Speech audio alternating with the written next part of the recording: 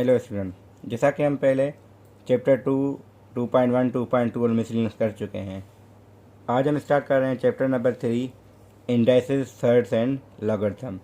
तो पहले हमारा कॉन्सेप्ट है इस बुक में इंडाइसेस का, जिसको हम एक्सपोनेंट भी कहते हैं, और इसके अलावा इंडाइसेस के साथ साथ हमारे पास थर्ड्स भी होंगे, और हम फ़र्क भी देखेंगे इंडाइसेस और थर्ड्स में क्या फ़र्क होता है। तो हम सिंपली लिख रहे हैं, पहले हमारे पास सेक्शन है, तो हम चैप्टर नंबर 3 का इंट्रोडक्शन करें ना। आज हम एक्सरसाइज कोई नहीं कर रहे हैं। एक्सरसाइज अगर टाइम मिला तो हम देखेंगे कितना वीडियो की लेंथ कितनी बन रही है, तो हम उस लिहाज से देखेंगे कि एक्सरसाइज 3.1 करनी चाहिए या नहीं करनी चाहिए। तो पहले आपको इंट्रोडक्शन देना लाजमन है इसका। तो इंट्रोडक्शन में आपके पास पहले 3.1 में इंडाइसेस, ठीक है, जिसको हम एक्सपोनेंट्स भी कहते हैं, और इसके बाद इंडाइसेस के साथ साथ आपके पास सेट्स होंगे। तो इंडाइसेस सिंपली ये हैं कि आपके पास 5 पावर 3 है, 3 पावर 4 है, या 8 पावर 5 है, सिंपली ऐसे। तो अगर आपके पास a पावर n है तो आप इसकी मीनिंग क्या होती है, तो आप a को a के साथ मल्टीप्लाई करते जाओगे, कितनी दफ़ा, n टाइम्स मल्टीप्लाई। जैसे अगर 3 की पावर 4 है तो 3 को 3 के साथ मल्टीप्लाई करते जाएं, जितना उसका पावर है, तो 4 पावर है तो 4 टाइम, 5 पावर है तो 5 टाइम। तो हमारा इंडेक्स या एक्सपोनेंट इसका ये बनेगा। अब सर्ड कब होगा? सर्ड हम तब कहते हैं जब आपके पास पावर जो है ना वो फ्रैक्शन में आ जाए। जैसे 1/3 मोस्टली हम तो मोस्टली रेडिकल वाले को ही कहते हैं, जो स्क्वायर रूट जाने एन की वैल्यू अगर आपके पास 1/2 हो ना, हम इसको फिर सर्ड कहते हैं एक्चुअली। इंडाइसिस, इसके अलावा इंडाइसिस हैं, यानी 1/2 के लिए हमने इसको सर्ड कहा हुआ है, मगर ये कि जिसका 1/2 पावर सॉल्व ना हो सके। जैसे 4 है, 4 पे पावर अगर 1/2 है तो उसका सोल्यूशन 2 आता है, तो हम इसको सर्ड नहीं कहेंगे।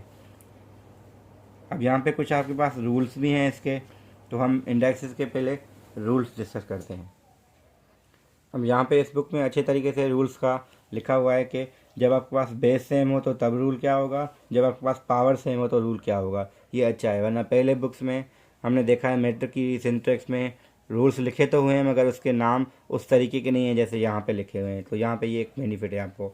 तो सेम बेस में क्या होता है, अगर आपके पास बेस सेम है, पावर डिफरेंट है, तो अगर वो दोनों इंडेक्स आपके पास, दो एक्सपोनेंट आपके पास मल्टीप्लाई कर रहे हैं, तो आपके पास क्या होगा, उनके पावर से ऐड होंगे। सिमिलरली अगर आप उन दोनों को डिवाइड कर रहे हैं तो उनके पावर्स आपके माइनस होंगे। अगर एक पावर है और हम दूसरी पावर देना चाह रहे हैं तो क्या होगा, पावर के ऊपर पावर मल्टीप्लाई होके ऐसे आ जाएगा।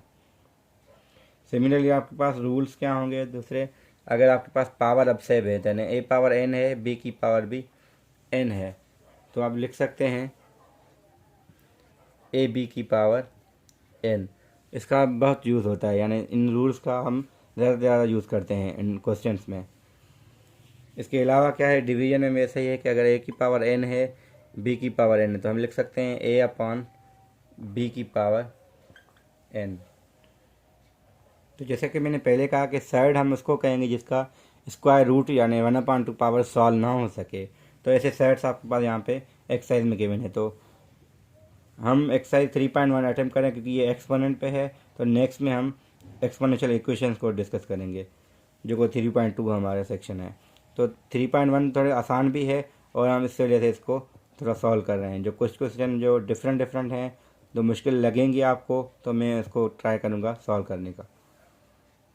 तो एक्सरसाइज 3.1 में जो क्वेश्चन नंबर 1 है वो तो बहुत आसान है। हमें ये, अच्छा यहाँ पे रूल को मेंशन देखा नहीं हमने, यहाँ पे लिखा भी नहीं, ये अलग से चल जाता है। अगर आपकी पावर 0 होती है किसी बेस पे तो आपका हमेशा जवाब 1 आता है। तो एक रूल ये भी था, हमने वो मिस कर दिया, ऊपर लिखा हुआ था। तो ये है, अगर 2 की पावर 3 है, जो ए पार्ट है इसका, 2 की पावर 3 है, 3 की पावर 2 है, मगर ऊपर पावर अगर 0 है ना, तो हम लिख सकते हैं, क्योंकि एक रूल ये भी था कि हम 2 पावर 3 पे अलग से 0 दें, 3 पावर 2 पे अलग से 0 दें। अगर हमें स्टेप से लिखना है, डायरेक्टली अगर MCQ से, तो आप पावर डायरेक्टली, क्योंकि 0 है, 1 लिख सकते हैं।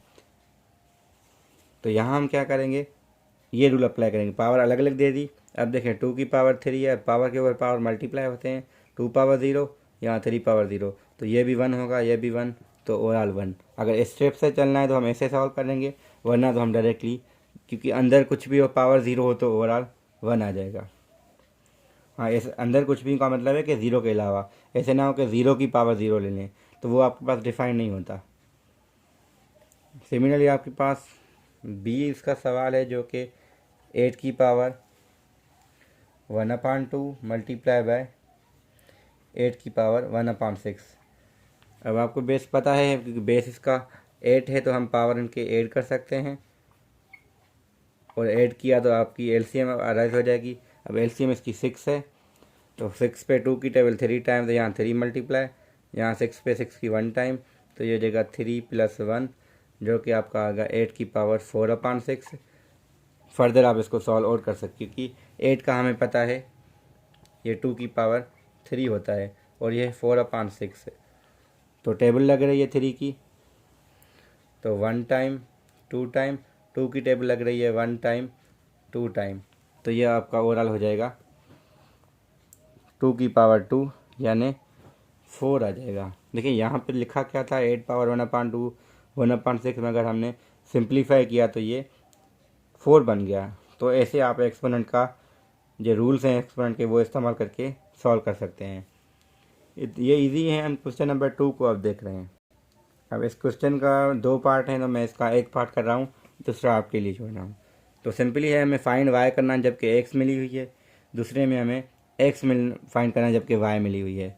तो जहाँ पे जो वैल्यू मिली होती है हम उसकी जगह वैल्यू रखते हैं, जो नहीं मिला हुआ हम उसको सेम रखते हैं। तो हमें वाई नहीं मिली हुई तो हम वाई सेम रख के 2, एक्स की जगह 9 3/2, और हमें पता है 2 3 जो है 3 का स्क्वायर 9 आता है, तो हम इसको ऐसे लिख सकते हैं। अब पावर के ऊपर पावर मल्टीप्लाई होंगे तो हम इसको ऐसे टेबल लगा कैंसिल कर सकते हैं। तो ये आएगा 2 3 की पावर 3, जो कि आएगा 2 3 की पावर 3 होता है 27, तो मल्टीप्लाई करेंगे आपके पास 54 बनेगा। तो जब y 54 होगा जब आपके पास x 9 हो। तो ये थोड़ा आसान था।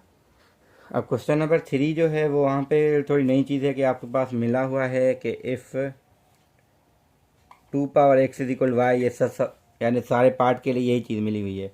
हम करेंगे कि जो भी लिखा हुआ है जैसे भी आपको हमेशा उसको y में लिखना है, यानी आपको x में गिवन है आपको y में लिखना है। यानी आप कुछ भी सवाल है आपको ऐसे लेके आना है 2 पावर x, वहाँ पे आप y रखेंगे, आपका इन टर्म्स ऑफ y होगा। और इन टर्म्स ऑफ का मतलब क्या होता है कि आप जो आंसर हो यानी जो सिंप्लीफिकेशन है उसमें x ना हो बल्कि वहाँ पे आपकी y आ जाए।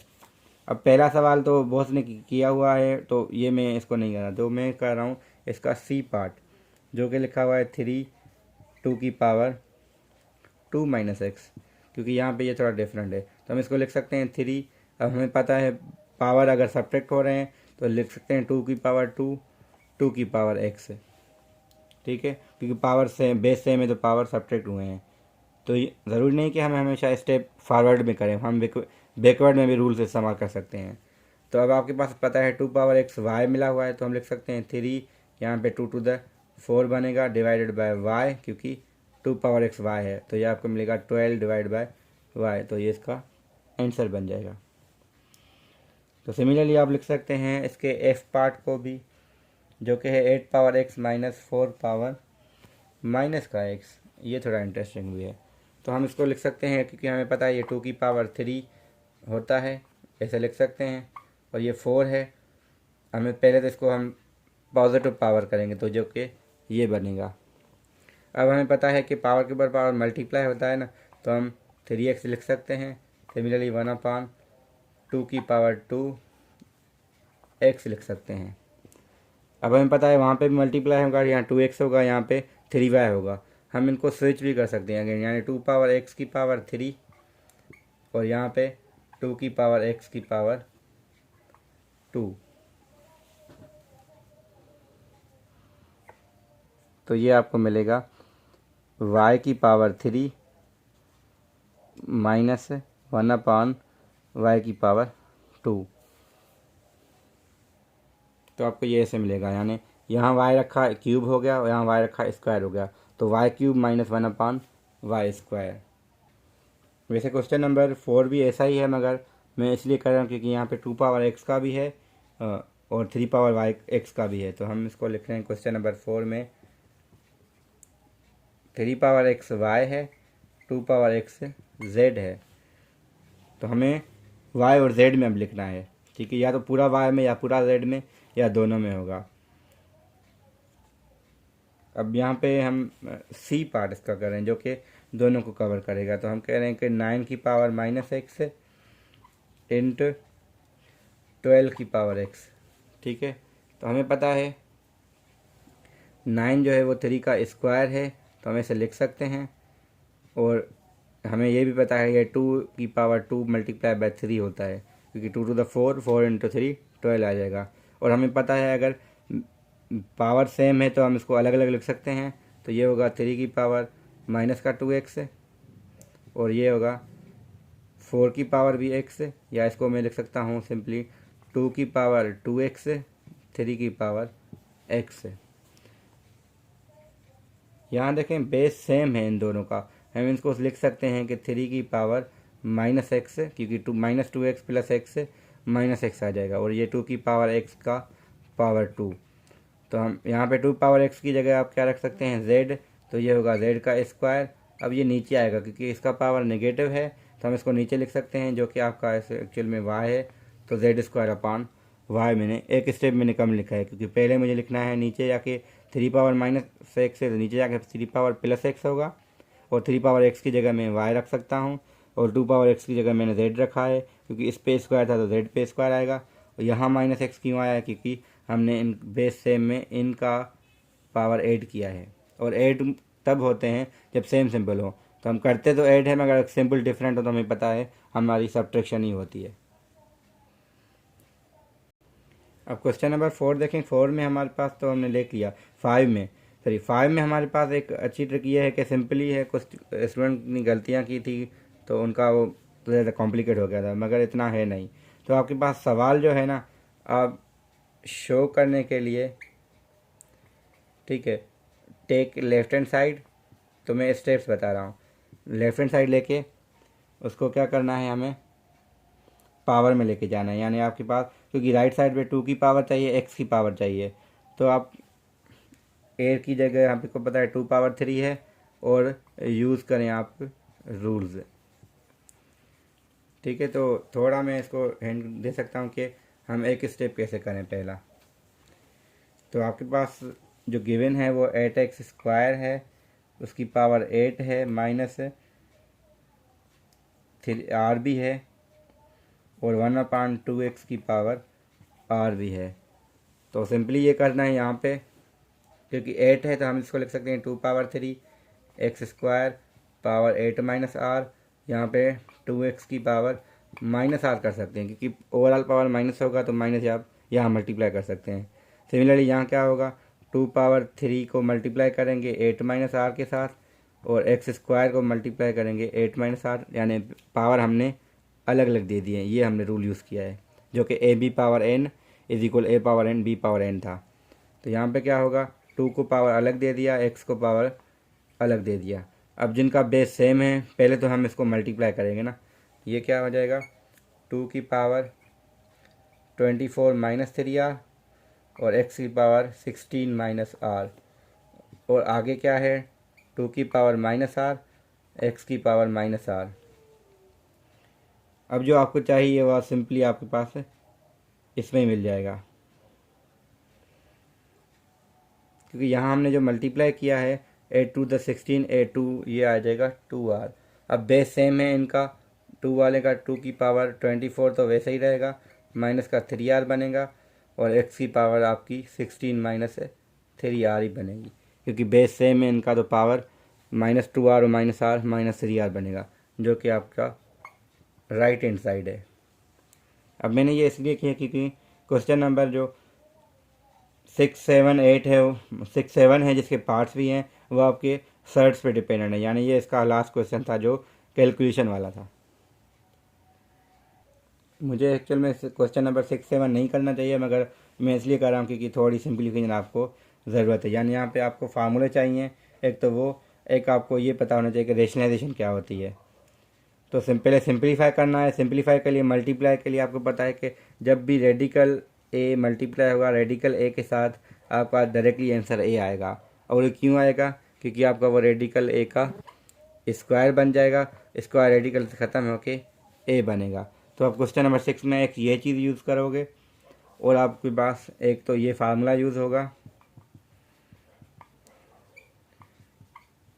और आपके पास ये फार्मूला भी यूज़ होगा। ये तो 7 में भी यूज़ हो रहा है, मगर पहले ये हम 6 में यूज़ कर रहे हैं। एक ये फार्मूला और एक आपके पास ए प्लस बी, ए माइनस बी, जो कि होता है ए स्क्वायर माइनस बी स्क्वायर। ये 3 फार्मूला और एक ये रूल, तो ये रूल यूज़ करेंगे और ये फार्मूला यूज़ करेंगे, आपका क्वेश्चन नंबर 6 भी हो जाएगा, 7 भी हो जाएगा। अब 7 में जो रेशनलाइजेशन कह रहे हैं उसकी मीनिंग क्या है? कहते हैं वो रेशनलाइजेशन है, मगर रेशनलाइजेशन की मीनिंग ये होती है कि आपका डिनोमिनेटर में रेडिकल नहीं आना चाहिए। जैसे आपका पहला सवाल है 6/रेडिकल 3, तो रेडिकल 3 को मल्टीप्लाई भी डिवाइड भी किया, क्योंकि हमें यहाँ पे एक ही रेडिकल था और ना कोई प्लस में ना कोई माइनस में था, तो हम डायरेक्टली जो भी होगा उसका रेडिकल मल्टीप्लाई भी करेंगे, डिवाइड भी करेंगे। अब ये आ जाएगा आपका पास 6/रेडिकल 3। जैसे कि मैंने कहा है, ये इन दोनों को मल्टीप्लाई करेंगे, आपके पास सिंपली 3 आएगा। टेबल लगाएं, यहाँ लगा सकते हैं, ना कि यहाँ पे। जो रेडिकल के अलावा होंगे हम उन पे ही टेबल लगाएंगे, तो ये आपका आ जाएगा 2/रेडिकल 3, यानी अपॉन में 1 आ गया। तो मेन ये है कि इसमें डिनोमिनेटर में रेडिकल ना आए, जैसे यहाँ पे नहीं आया है।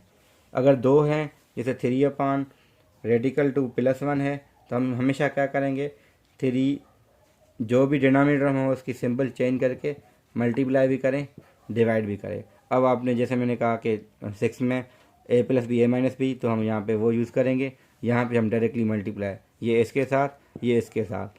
मगर एक और चीज़ पता होनी चाहिए कि जब बिना रेडिकल वाला रेडिकल वाले के साथ मल्टीप्लाई होता है तो वो नंबर सिर्फ बाहर से आता है, यानी अंदर जाके 3 2 6 नहीं होगा, जब बल्कि ये 3/रेडिकल 2 होगा।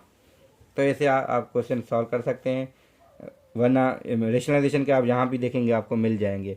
ये जो हमने पहले किए हैं ये थोड़े कम मिलते हैं, आपकी रेशनलाइजेशन के अब और जगह से भी मिल सकते हैं। तो ये आज के लिए इतना काफ़ी है। हम 3.1 को हमने कंप्लीट किया है। अब 3.2 एक्सपोनेंशियल इक्वेशंस